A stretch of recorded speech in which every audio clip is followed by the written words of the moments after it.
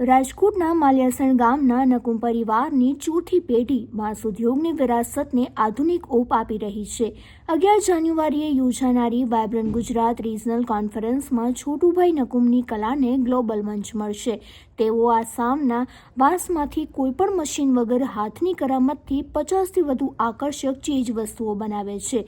છોટુભાઈની જય શારદા વાંસ ઉદ્યોગ મંડળી દ્વારા 40 જેટલી ગ્રામીણ મહિલાઓ દર મહિને 15 થી 20 હજારની રોજગારી મેળવી આત્મનિર્ભર બની છે।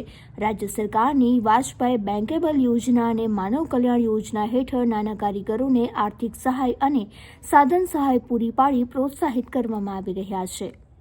મારું નામ રૂપાબેન છે। હું જય શારદા વાંસ ઉદ્યોગ મંડળીમાંથી બોલું છું। અમારી મહિલા આમાં 50 સભ્યોની મહિલા અમારું કામ કરે છે। અમે 10 આઈટમ 50 આઈટમ બનાવી છીએ વાંસની।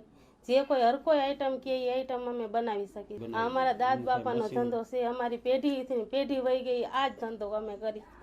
અમે જાતે અમારા હાથની કલાથી અમે બનાવી છીએ। રાજકોટમાં મોદીજી આવવાના છે, એની માટે અમને ઈ સ્ટોર મળ્યો છે। મોદીજીનો ખૂબ ખૂબ આભાર।